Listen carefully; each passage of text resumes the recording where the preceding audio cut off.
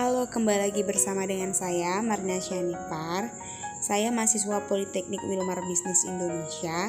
Nah, pada saat ini saya ingin membahas tentang soal-soal dasar-dasar pengauditan, di mana soal-soal ini adalah soal-soal ujian akhir sekolah saya.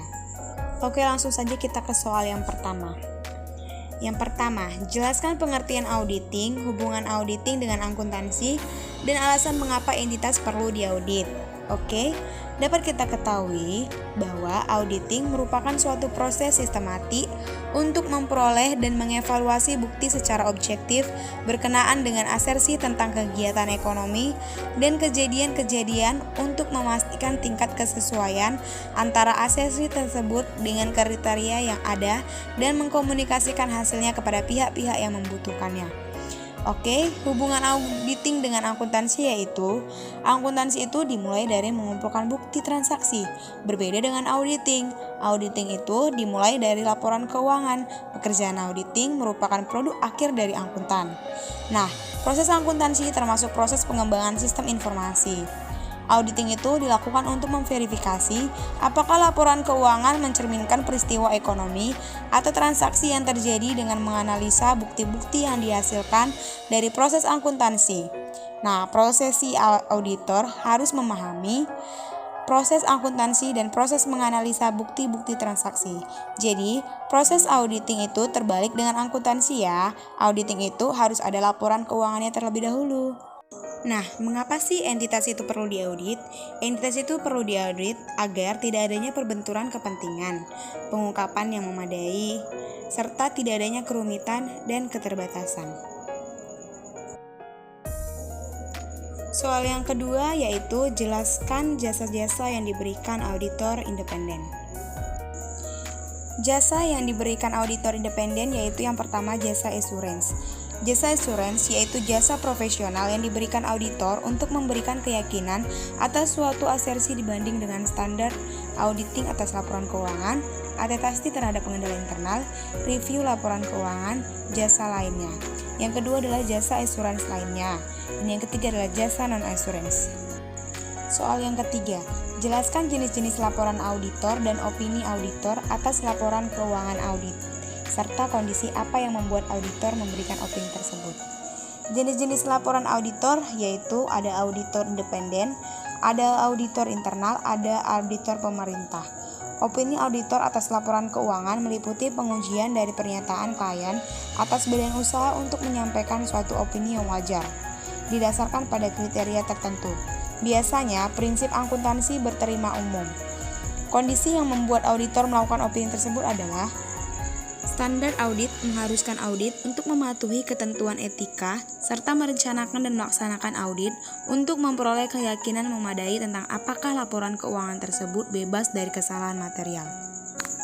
Soal selanjutnya yaitu jelaskan tujuan keseluruhan auditor dalam audit atas laporan keuangan dan bagaimana auditor mencapai tujuan tersebut seperti dijelaskan dalam SA 200. Tujuan keseluruhan auditor dalam SA 200 yaitu yang pertama, memperoleh keyakinan memadai tentang apakah laporan keuangan secara keseluruhan bebas dari kesalahan penyajian material, baik yang disebabkan oleh kecurangan atau kesalahan.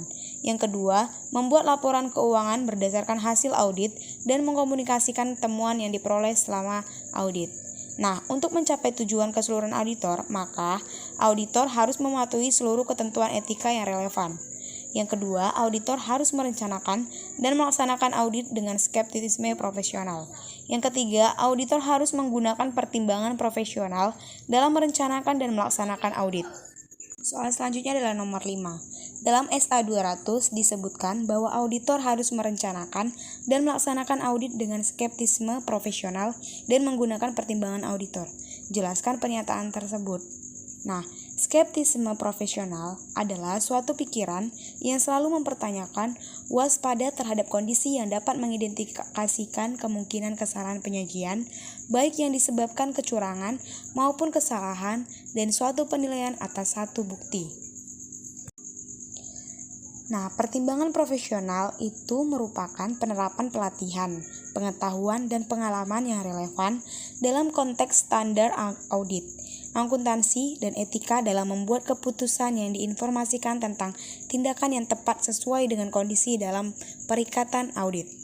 Nah, soal selanjutnya yaitu jelaskan tentang tanggung jawab manajemen menurut SA 200 dalam pengauditan atas laporan keuangan. Tanggung jawab manajemen menurut SA 200 dalam pengauditan atas laporan keuangan adalah untuk membuat laporan keuangan dan isi laporan keuangan merupakan asersi manajemen. Manajemen juga bertanggung jawab merancang struktur pengendalian internal untuk menjamin ditaatinya prosedur yang ditetapkan dan mengamankan harta perusahaan. Kriteria yang dipakai dalam perusahaan dalam menyimpan laporan keuangan adalah PABU. Oke, selanjutnya yaitu soal nomor 7. Jelaskan tentang independensi auditor sesuai dengan aturan etika akuntan publik yang berpraktik melayani publik. Nah, independensi merupakan sikap tidak memihak terhadap kepentingan klien. Independensi mencakup independensi dalam pemikiran dan independensi dalam penampilan. Independensi dalam pemikiran yaitu independensi yang ada dalam diri auditor untuk tidak dipengaruhi hal-hal yang dapat mengganggu integritas, objektivitas, dan skeptisisme profesional auditor. Sedangkan independensi dalam penampilan yaitu independensi yang mempertimbangkan pandangan pihak ketiga bahwa auditor memiliki integritas, objektivitas, dan skeptisisme profesional. Soal ke-8. Uraikan manfaat melakukan perencanaan audit dan tahapan dalam merencanakan audit. Ada beberapa manfaat melakukan perencanaan audit, yaitu yang pertama, mencurahkan perhatian yang tepat terhadap area yang penting dalam audit.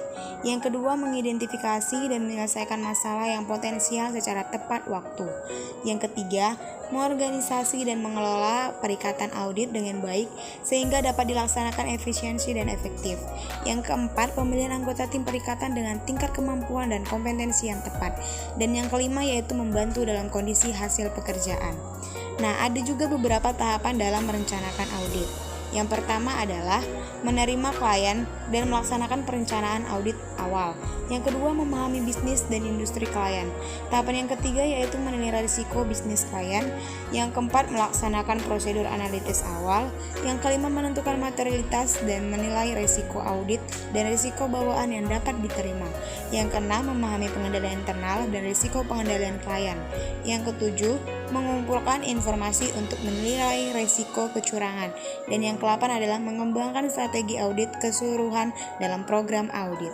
Selanjutnya adalah nomor 9. Jelaskan tentang asersi manajemen sesuai dengan SA 315. Asersi manajemen menurut SA 315 adalah representasi oleh manajemen secara eksplisit atau dengan cara lain yang terkandung dalam laporan keuangan yang dipakai oleh auditor untuk mempertimbangkan berbagai jenis kesalahan penyajian potensial yang mungkin terjadi.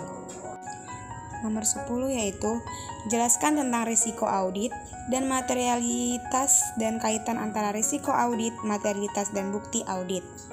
Dapat kita ketahui bahwa risiko audit dapat didefinisikan sebagai risiko yang terjadi dalam hal auditor tanpa disadari tidak memodifikasikan pendapatnya sebagaimana mestinya atas suatu laporan keuangan yang mengandung salah saji material.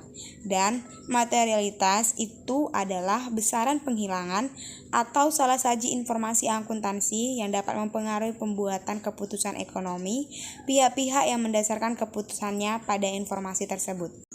Hubungan antara materialitas, risiko audit, dan bukti audit, yaitu terdapat hubungan yang terbalik antara risiko audit dan jumlah bukti yang dibutuhkan untuk mendukung opini auditor atas laporan keuangan.